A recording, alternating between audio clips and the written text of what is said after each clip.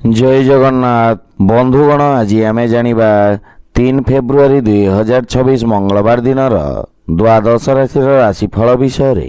एही दैनिक राशिफल चंद्रंक गोचर गणना को नहीं आधारित एवं चंद्रंक गोचर गणना आम जीवन में बहुत प्रभाव पकई थाए। तो आसंतो सर्वप्रथमे जानिबा आजिर तिथि और राशि नक्षत्र विषय रे। आज हेउची 3 फेब्रुआरी 2026 मंगलवार फाल्गुन कृष्ण पक्ष द्वितीया रात्र 12 घंटा 42 गते तृतीया। आज मघा नक्षत्र रात्र 10 घंटा 12 गते पूर्वा फाल्गुनी नक्षत्र।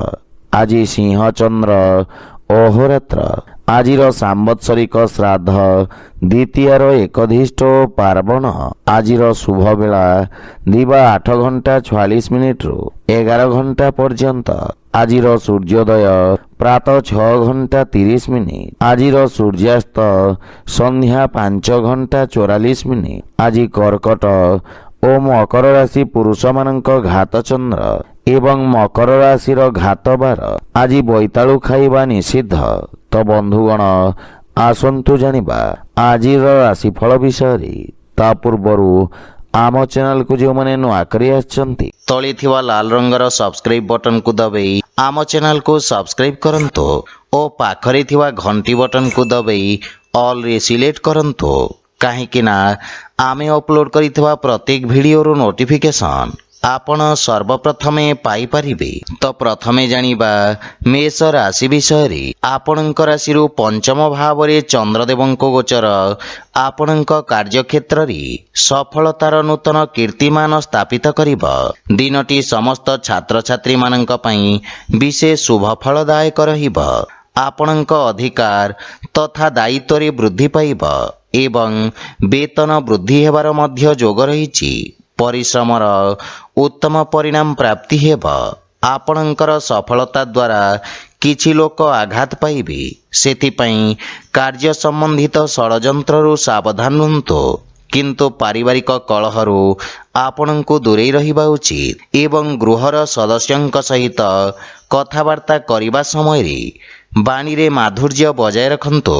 प्रेम जीवन रे बाणीर कठोरता हेतु संपर्क रे फाट सृष्टि होई पारे। सेथिपई जुक्ति तर्क ओ वाद विवाद रु आपण दूरेई रुहंतु। आर्थिक स्थिति क्षेत्र रे आकस्मिक धन लाभर जोग रहिछि एवं आर्थिक स्थिति रे सुधार आसिब। कार्य व्यस्तता मध्य रे स्वास्थ्य अवस्थार विषय ध्यान रखंतु।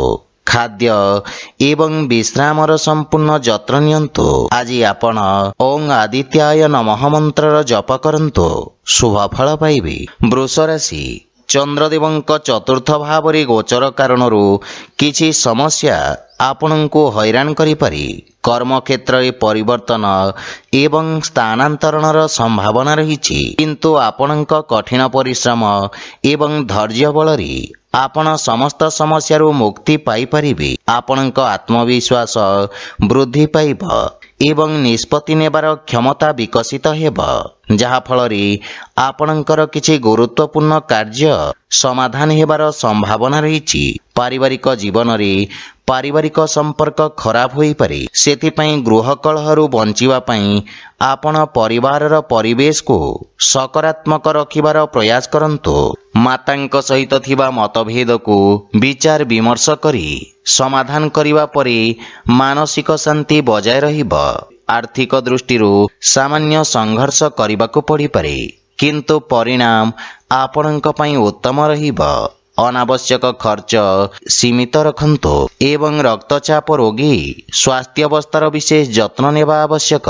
आज आपण असहाय व्यक्ति को साहाय्य करंतु शुभ फल पाइबे। मिथुन राशि आपणଙ୍କ तृतीय भाव रे चंद्रदेवंक गोचर आपणଙ୍କ राजनैतिक वर्चस्व रे वृद्धि करिबा एवं आपणଙ୍କ पराक्रम रे मध्य वृद्धि घटिब। आपण निज भितरे एक नूतन सकारात्मक शक्ति अनुभव करने समर्थ हेबे। सामाजिक मान सम्मान वृद्धि पाइब। आपणଙ୍କ भाई भौणींक साहाय्य रे समस्त कार्य सफल हेब। पारिवारिक परिवेश स्वाभाविक रहिब किंतु आपणଙ୍କ भाई भौणी माने किछि समस्यार सम्मुखीन होई पारंती। श्वशुर घर पक्षरु किछि वाद विवाद ଓ ମନମାଳିନ୍ୟର ସମ୍ଭାବନା ରହିଛି। ସେଥିପାଇଁ ବୁଝି ବିଚାରି କଥାବାର୍ତ୍ତା କରନ୍ତୁ। ଜୀବନସାଥୀଙ୍କ କିଛି ସ୍ୱାସ୍ଥ୍ୟ ସମ୍ବନ୍ଧିତ ସମସ୍ୟା ଦେଖାଦେଇପାରେ। ସେଥିପାଇଁ ମାନସିକ ଚିନ୍ତାକୁ ନିଜ ଉପରେ ପ୍ରଭାବୀ ହେବାକୁ ଦିଅନ୍ତୁ ନାହିଁ। ଆର୍ଥିକ ସ୍ଥିତି ଉତ୍ତମ ଅନୁକୂଳ ରହିଛି ଏବଂ କୌଣସି ପ୍ରକାର ଗୁପ୍ତ ମାର୍ଗ ମାଧ୍ୟମରେ ଧନ ପ୍ରାପ୍ତିର ସମ୍ଭାବନା ରହିଛି। କିନ୍ତୁ ସ୍ୱାସ୍ଥ୍ୟାବସ୍ଥାରେ ଅନିୟମିତ ରକ୍ତଚାପ ଜନିତ ସମସ୍ୟା ଦେଖାଦେଇପାରେ। ସେଥିପାଇଁ ସ୍ୱାସ୍ଥ୍ୟକୁ ଅଣଦେଖା କରନ୍ତୁ ନାହିଁ। ଆଜି ଆପଣ ଭଗବାନ କୃଷ୍ଣଙ୍କୁ ତୁଳସୀ ଦଳ ଅର୍ପଣ କରନ୍ତୁ, ଶୁଭ ଫଳ ପାଇବେ। କର୍କଟ ରାଶି, ଆପଣଙ୍କ ଦ୍ୱିତୀୟ ଭାବରେ ଚନ୍ଦ୍ରଦେବଙ୍କ ଗୋଚର ଆପଣଙ୍କ ସାଥୀମାନଙ୍କ ସହିତ ସମ୍ପର୍କରେ କିଛି ତିକ୍ତତା ଆଣିପାରେ। କିନ୍ତୁ ବାଣିଜ୍ୟ ବ୍ୟବସାୟ ଦୃଷ୍ଟିକୋଣରୁ ଦିନଟି ଉତ୍ତମ ଲାଭଦାୟକ ରହିଛି। ଆପଣ କାର୍ଯ୍ୟକ୍ଷେତ୍ରରେ ଉତ୍ତମ ସଫଳତା ପ୍ରାପ୍ତ କରିବେ। ରୋଜଗାର ବା ନିଯୁକ୍ତି କ୍ଷେତ୍ରରେ ପଦୋନ୍ନତିର ସମ୍ଭାବନା ରହିଛି। ଯେକୌଣସି କାର୍ଯ୍ୟରେ ଯାତ୍ରା କରିବା ଆପଣଙ୍କ ପାଇଁ ଲାଭଦାୟକ ପ୍ରମାଣିତ ହେବ। କିନ୍ତୁ ପାରିବାରିକ ଜୀବନରେ ଜୀବନସାଥୀଙ୍କ କିଛି କଥା ଆପଣଙ୍କୁ କଷ୍ଟ ଦେବ। କିନ୍ତୁ ପିତାଙ୍କ ପୂର୍ଣ୍ଣ ସହଯୋଗ ଓ ମାର୍ଗଦର୍ଶନ ଆପଣଙ୍କୁ ଲାଭ ପ୍ରଦାନ କରିବ।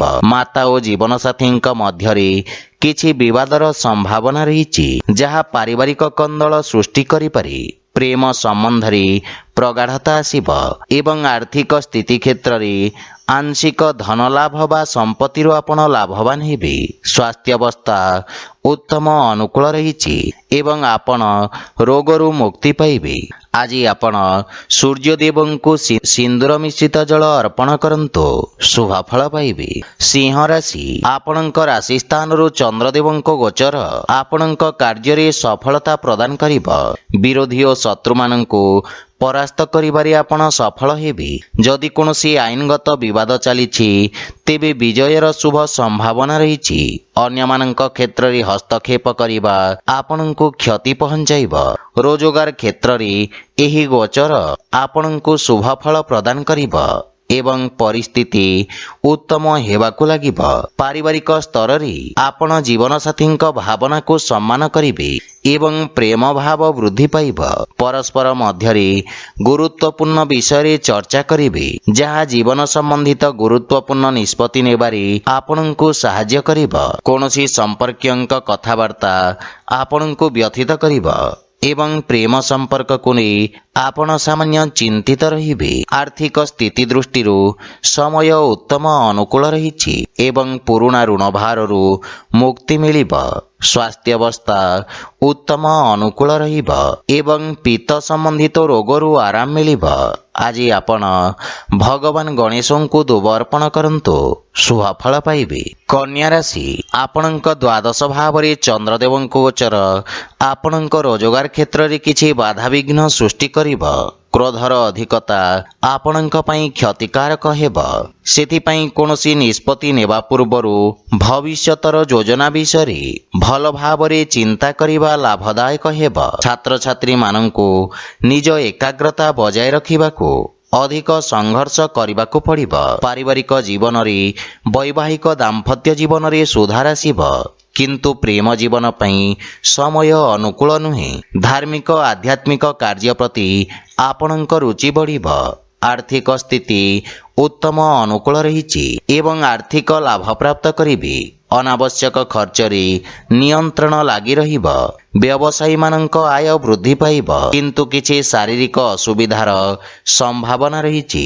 ଆଜି ଆପଣ ଗୋମାତାଙ୍କୁ ଖାଇବାକୁ ଦିଅନ୍ତୁ, ଶୁଭ ଫଳ ପାଇବେ। ତୁଳା ରାଶି, ଆପଣଙ୍କ ରାଶିରୁ ଏକାଦଶ ଭାବରେ ଚନ୍ଦ୍ରଦେବଙ୍କ ଗୋଚର ଆପଣଙ୍କ ଲାଭର ସ୍ଥିତିରେ ବୃଦ୍ଧି କରିବ। କାର୍ଯ୍ୟକ୍ଷେତ୍ରରେ ଆପଣଙ୍କ ସ୍ଥିତିରେ ଉନ୍ନତି ହେବ ଏବଂ ଆପଣଙ୍କର କାର୍ଯ୍ୟଦକ୍ଷତା ଅତ୍ୟନ୍ତ ଉତ୍ତମ ରହିବ। ବ୍ୟବସାୟୀମାନେ ନିଜ ବୁଦ୍ଧିର କୌଶଳ ବଳରେ କିଛି ଗୁରୁତ୍ୱପୂର୍ଣ୍ଣ ବ୍ୟବସାୟିକ ସଫଳତା ହାସଲ କରିବେ। କିନ୍ତୁ ପାରିବାରିକ ଜୀବନରେ ପରିବାର ସଦସ୍ୟଙ୍କ ମଧ୍ୟରେ ଭିନ୍ନତା ଏବଂ ବିବାଦର ସମ୍ଭାବନା ରହିଛି ଏବଂ ମାତାଙ୍କ ସ୍ୱାସ୍ଥ୍ୟ ଉପରେ ଖରାପ ପ୍ରଭାବ ପଡ଼ିବ। ସେଥିପାଇଁ ମାତାଙ୍କ ସ୍ୱାସ୍ଥ୍ୟାବସ୍ଥାର ବିଶେଷ ଯତ୍ନ ନେବା ଆବଶ୍ୟକ। ଆପଣ ସାମାନ୍ୟ ମାନସିକ ଚିନ୍ତା ଅନୁଭବ କରିବେ, କିନ୍ତୁ ଜୀବନସାଥୀଙ୍କ ସହିତ ସମ୍ପର୍କରେ ପ୍ରଗାଢ଼ତା ଆସିବ। ଏବଂ ପ୍ରେମ ଜୀବନରେ ପ୍ରେମୀଙ୍କ ସହିତ ସମୟ ବ୍ୟତୀତ କରିବାର ଅବସର ମିଳିବ। ଆର୍ଥିକ ସ୍ଥିତି କ୍ଷେତ୍ରରେ ଆପଣ ଯେକୌଣସି ଚଳନଶୀଳ ଏବଂ ଅସ୍ଥାବର ସମ୍ପତ୍ତିରେ ବିନିଯୋଗ କରିପାରିବେ, ଯାହା ଆପଣଙ୍କୁ ଲାଭ ପ୍ରଦାନ କରିବ। ସମ୍ପତ୍ତି ସମ୍ବନ୍ଧିତ ବିବାଦ ଆପଣଙ୍କ ସପକ୍ଷରେ ସମାଧାନ ହେବ, କିନ୍ତୁ ସ୍ୱାସ୍ଥ୍ୟାବସ୍ଥାରେ ବିଶେଷ ଧ୍ୟାନ ରଖିବା ଆବଶ୍ୟକ। ଆଜି ଆପଣ ଗୋପାଳ ସହସ୍ରନାମର ପାଠ କରନ୍ତୁ, ଶୁଭଫଳ ପାଇବେ। ବିଛା ରାଶି, ଆପଣଙ୍କ ଦଶମ ଭାବରେ ଚନ୍ଦ୍ରଦେବଙ୍କ ଗୋଚର ଆପଣଙ୍କୁ ଅନୁକୂଳତା ପ୍ରଦାନ କରିବ। ଆଜି ଆପଣ ଊର୍ଜାବାନ ଅନୁଭବ କରିବେ। ଆପଣଙ୍କ କାର୍ଯ୍ୟକୁଶଳତା ଓ ଦକ୍ଷତା ବଳରେ ଆପଣ କାର୍ଯ୍ୟକ୍ଷେତ୍ରରେ ଉତ୍ତମ ସଫଳତା ଅର୍ଜନ କରିବେ। ଶିକ୍ଷା କ୍ଷେତ୍ରରେ ଆପଣଙ୍କ ପ୍ରୟାସ ସଫଳତା ଆଣିବ, ଯାହାଫଳରେ ଆପଣଙ୍କ ମନରେ ପ୍ରସନ୍ନତା ଅନୁଭବ କରିବେ ଏବଂ ଆପଣ ନିଜ ଅଧୀନରେ ପ୍ରତ୍ୟେକ କାର୍ଯ୍ୟ କରିବେ, ଯାହା କାର୍ଯ୍ୟରେ ଶୀଘ୍ର ସଫଳତା ଆଣିବ। ଆପଣ ନିଜ ବିରୋଧୀ ଓ ପ୍ରତିଦ୍ୱନ୍ଦ୍ୱୀଙ୍କୁ ପରାସ୍ତ କରିବାରେ ସଫଳ ହେବେ। କ୍ରୀଡ଼ା କ୍ଷେତ୍ରରେ ଜଡ଼ିତ ବ୍ୟକ୍ତିଙ୍କୁ ବିଶେଷ ସଫଳତା ପ୍ରାପ୍ତି ହେବ। ପ୍ରେମ ଜୀବନରେ ସମୟ ଉତ୍ତମ ଅନୁକୂଳ ରହିବ ଏବଂ ନୂତନ ସମ୍ପର୍କ ସ୍ଥାପନ ହେବ, ଯାହାଫଳରେ ଆପଣଙ୍କ ମାନସିକ ଚିନ୍ତା ଦୂର ହେବ ଏବଂ ଆପଣଙ୍କ ଆତ୍ମବିଶ୍ୱାସ ବୃଦ୍ଧି ପାଇବ। ଆର୍ଥିକ ସ୍ଥିତି କ୍ଷେତ୍ରରେ ଶ୍ୱଶୁର ଘର ପକ୍ଷରୁ ଧନ ଲାଭର ଯୋଗ ରହିଛି। ସ୍ୱାସ୍ଥ୍ୟାବସ୍ଥା ଉତ୍ତମ ଅନୁକୂଳ ରହିଛି ଏବଂ ଆପଣ ଶାରୀରିକ ଊର୍ଜାବାନ ଅନୁଭବ କରିବେ। ଆଜି ଆପଣ ଗୋମାତାଙ୍କୁ ଖାଇବାକୁ ଦିଅନ୍ତୁ, ଶୁଭଫଳ ପାଇବେ। ଧନୁରାଶି, ଆପଣଙ୍କ ଭାଗ୍ୟ ଭାବରେ ଚନ୍ଦ୍ରଦେବଙ୍କ ଗୋଚର ଆପଣଙ୍କ ଭାଗ୍ୟକୁ ବୃଦ୍ଧି କରିବ ଏବଂ ଆର୍ଥିକ ପ୍ରଗତି ହେବ। ସାମାଜିକ ଜୀବନରେ ଉନ୍ନତିର ଯୋଗ ରହିଛି ଏବଂ ଆପଣଙ୍କ ମାନ ସମ୍ମାନରେ ବୃଦ୍ଧି ହେବ। ସମ୍ପତ୍ତି ସମ୍ବନ୍ଧିତ ବିଷୟରେ ବିଶେଷ ଲାଭ ମିଳିବ, କିନ୍ତୁ ଛାତ୍ରଛାତ୍ରୀମାନଙ୍କ ଶିକ୍ଷାରେ କିଛି ବାଧାବିଘ୍ନ ଉପୁଜିପାରେ। ପାରିବାରିକ ଜୀବନରେ ପରିବାରରେ ଉତ୍ତେଜନା ଦେଖାଦେବ ଏବଂ ଆପଣଙ୍କ ବାଣୀ କଠୋର ହେବ। କ୍ରୋଧର ଅଧିକତା ଆପଣଙ୍କ କ୍ଷତି କରିବ, ସେଥିପାଇଁ ପରିବାରରେ ଶାନ୍ତି ବଜାୟ ରଖନ୍ତୁ। ବଡ଼ ଭାଇ ଓ ଭଉଣୀମାନଙ୍କର ସମ୍ପୂର୍ଣ୍ଣ ସମର୍ଥନ ରହିବ ଏବଂ ବିଗିଡ଼ିଥିବା ସମ୍ପର୍କରେ ସୁଧାର ଆସିବ, କିନ୍ତୁ ଜୀବନସାଥୀଙ୍କ ସ୍ୱାସ୍ଥ୍ୟାବସ୍ଥାର ବିଶେଷ ଯତ୍ନ ନିଅନ୍ତୁ।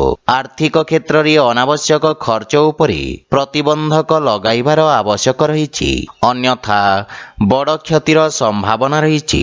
ସ୍ୱାସ୍ଥ୍ୟ ଦୃଷ୍ଟିରୁ ସମୟ ଅନୁକୂଳ ନୁହେଁ। ଶାରୀରିକ ପ୍ରତିରକ୍ଷା ପ୍ରଣାଳୀ ଦୁର୍ବଳ ହେବାର ସମ୍ଭାବନା ରହିଛି।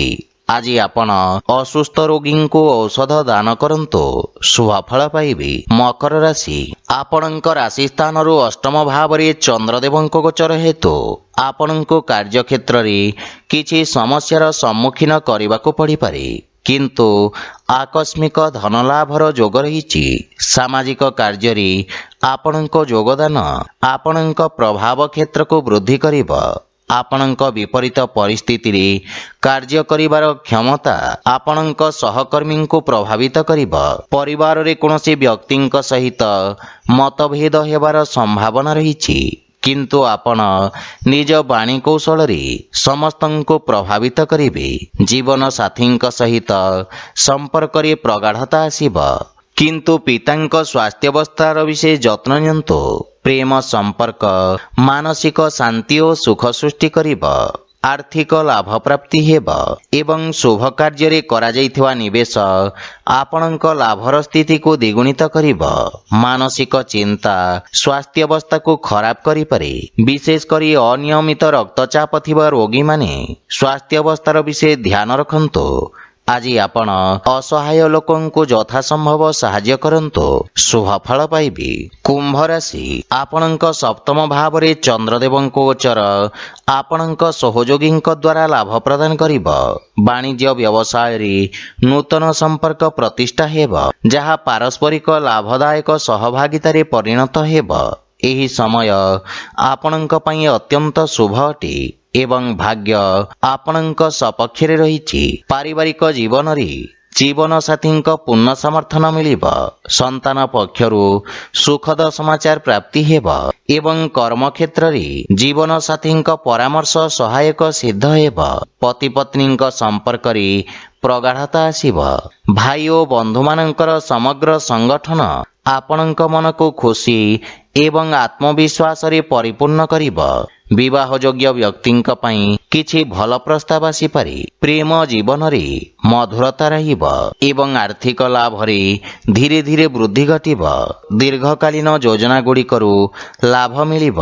ଯୋଜନାବଦ୍ଧ ଉପାୟରେ କରାଯାଇଥିବା ସମସ୍ତ କାର୍ଯ୍ୟ ସର୍ବୋତ୍ତମ ସଫଳତା ହାସଲ କରିବ ଏବଂ ଆପଣଙ୍କ ସାମାଜିକ କ୍ଷେତ୍ରର ବିକାଶ ହେବ।